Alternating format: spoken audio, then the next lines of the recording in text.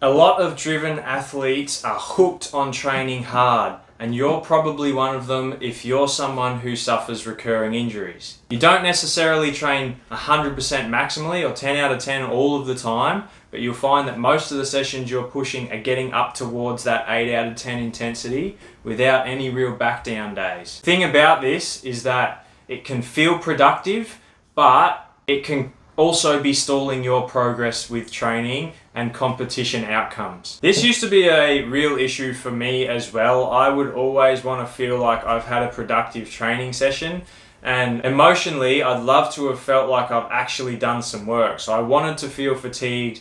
I wanted to move and feel like my muscles had done a bit of work prior. I would always train hard enough so that I would get myself to a point that I'd actually felt like I'd done a lot of work, but I also didn't feel like it was impacting me so hard that I couldn't live the rest of my day. So why do we, when we're motivated athletes and active individuals who want to get better at a training or performance outcome, why do we end up doing this? What gets us to this point that we're consistently training hard, but we're never actually getting anywhere with our training? The thing about training near maximal, and when I say near maximal, we're looking at about 8 out of 10 intensity, 7 to 8 out of 10. It's not 100%.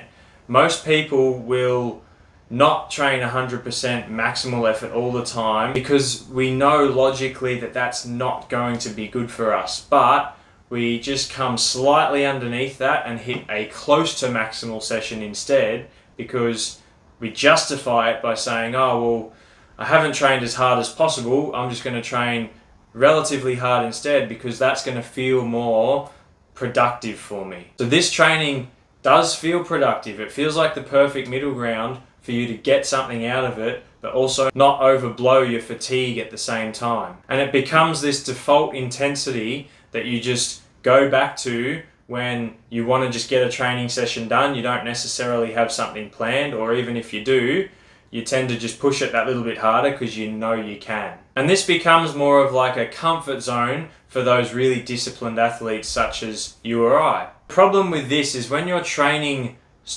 pretty hard or slightly below maximal is that you're still actually near training at your ceiling. And this intensity is going to cause fatigue to accumulate at a relatively slow rate, but not so fast that you're feeling burnt out constantly, but it does build slowly. If you don't offset it by adjusting your training appropriately, that fatigue's going to build up to the point where you do actually burn out and have a potential injury. And the problem with training at this intensity all the time is that because fatigue's accumulating and you're not recovering enough for it to actually offset that fatigue, your adaptation to training is limited. You're not allowing yourself to fully adapt to the stimulus you've provided your body. Effective training doesn't have to be super hard all the time. You need to rotate your way through different training intensities, and the easiest way to do it is just simply say, is today going to be a hard day? Is it going to be a medium or a moderate day? Or is it going to be an easy day?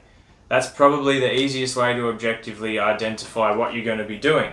However, if you want to get more objective with it, you can go through that Borg RPE rating scale where it's either on the 1 to 10 scale or the 1 to 20 scale, whichever you would prefer. The problem with training at 8 out of 10 intensity all the time is that there's never really any low days, especially if you're someone who likes to train frequently. So you're hitting 6, maybe 7 sessions per week.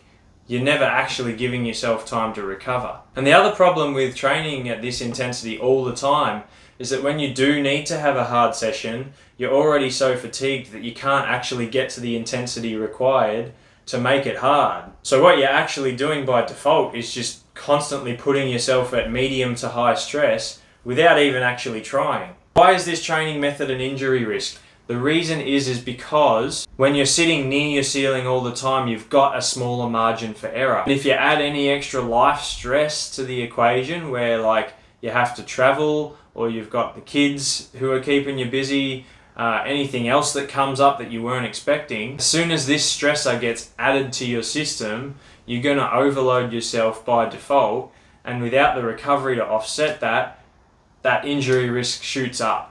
And even if you do keep sitting at the same level of training load, any small increase is then going to increase a flare-up risk as well. And you're constantly this like one step away from overload. Why is it that driven athletes are the ones who often fall into this trap? Those who consider themselves high performers will tend to fall in this trap because they want to avoid easy sessions because it doesn't feel productive to do them. With those easy sessions comes the guilt of backing off and going lighter and it not meeting your identity that you are a hard trainee. And the other thing is that you emotionally deep down associate hard training, hard and stressful training with progress. But if you look at the best coaches in the world, they're often prescribing training with strategic variation, not just pushing hard every single time. What does better training distribution look like? What should you be doing if you're an amateur athlete or you're a fitness enthusiast or active adult? Your training weeks should have easy sessions in there. And if you don't have easy sessions, you could probably just take them as active recovery days where you just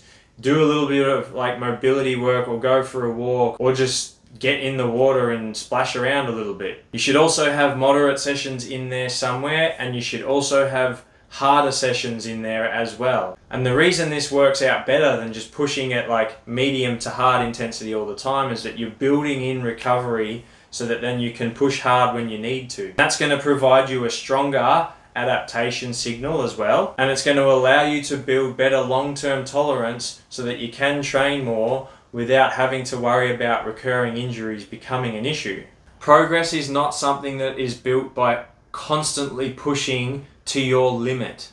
Progress is built by exposing your body to the necessary stimulus. It's built by allowing you time to adapt. And it's built by managing fatigue over weeks and months of accumulated training blocks. If you're someone who this video resonates with, ask yourself these questions because you're probably likely falling into this category. Do most of my sessions feel like a 7 or 8 out of 10? Do I have true low stress training days or active rest days? Do I ever finish training sessions feeling like I could have done a little bit more or feeling fresh? If your answer to those questions comes out that most things you're doing feel moderately hard, that's probably a clue that you're falling into this category and could be one of the reasons why you have issues with recurring injuries. To close out, yes, training hard does matter, but training hard all the time is going to wear you down and halt progress. Don't think the goal is training hard and maximally every single day. The goal is to create sustainable progress and exposure over time. Not everything has to feel like a really hard grind. Thanks again for watching. I appreciate it. Please put any comments below and like, share and subscribe as always, and I look forward to seeing you in that next video.